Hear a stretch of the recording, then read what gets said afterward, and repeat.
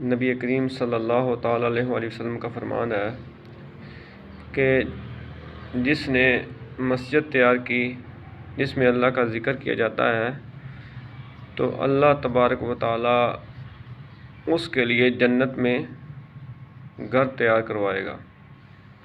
کتنی بڑی فضیلت ہے کہ اللہ تعالیٰ کا گھر تیار کرنا، اللہ تعالیٰ کی عبادت کے لیے، اللہ تعالیٰ کے ذکر کے لیے مسجد تعمیر کروانا، تو اس کے بدلے میں اللہ تعالیٰ اس کو جنت میں گھر تیار کروا کے دے گا۔ تو دنیا کا مال جو ہے، دنیا کا جو مال ہے، یہ اس کی کوئی حیثیت نہیں ہے۔ تو یاد رکھیں، یہاں پر جو خرچ کیا جائے گا اللہ تبارک و تعالیٰ وہاں پر بندہ مومن کو اتنا دے گا نا کہ وہ سوچ بھی نہیں سکتا۔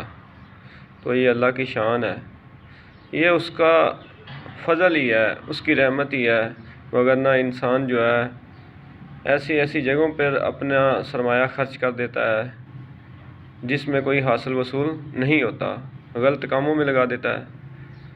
تو جو اللہ تعالیٰ کے گھر کی تعمیر و ترقی کے لیے لگاتا ہے تو اللہ تعالیٰ کا تو اس سے وعدہ ہے، تو اللہ تعالیٰ اس کو اس سے بھی زیادہ دگنا دے گا۔ جو اللہ تعالیٰ کا گھر تیار کرواتا ہے اللہ تعالیٰ اس کو جنت میں گھر عطا فرمائے گا۔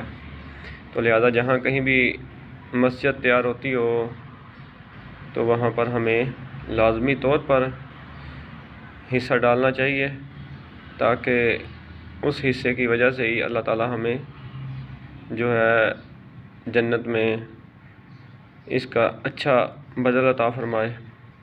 تو اللہ تعالیٰ کے گھروں کو آباد کرنا چاہیے۔